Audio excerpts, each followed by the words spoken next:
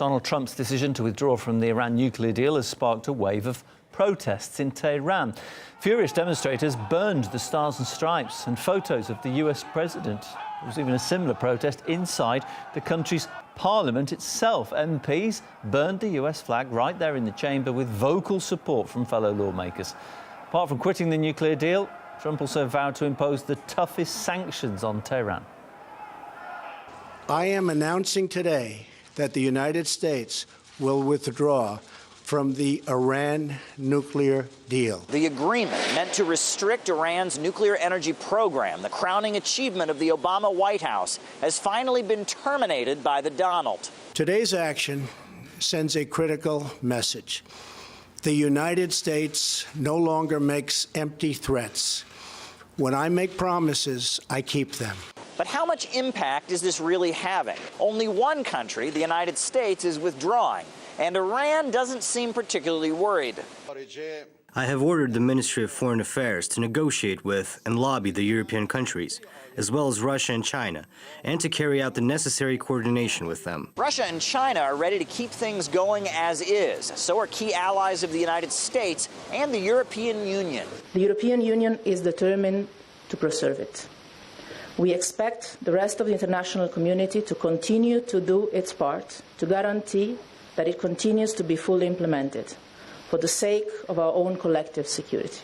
Together with the rest of the international community, we will preserve this nuclear deal. Under the current circumstances, we call on all parties concerned to adopt a responsible attitude. China will maintain close communication with all relevant parties and stay committed to upholding and implementing the deal in an objective, impartial and responsible way. We're deeply concerned over the U.S. President's decision to unilaterally abandon its obligations under the Joint Comprehensive Plan of Action on the Iranian nuclear program and reimpose sanctions on Iran. Now, this isn't the only global decision the Trump administration has made to be met with chirping crickets. Remember when the USA moved its embassy to Jerusalem? Other than Paraguay and Guatemala, the rest of the world was not exactly clamoring to follow suit. And remember when Trump pulled out of the Paris climate change accords? Well, the other 195 countries that have signed on, they frowned at Washington for a minute, and then they moved on as if nothing had happened. The accords remain exactly the same.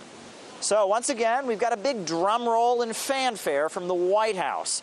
But with the rest of the world refusing to go along, is Washington's global leadership really all it's cracked up to be? Let's be very clear about that. Mr. Trump did not simply exit the JCPOA. He violated the U.S.'s written obligations under the term.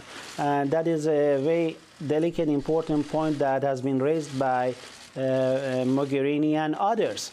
And this might go to, International Court of Justice and, other legal forums, the UN Security Council.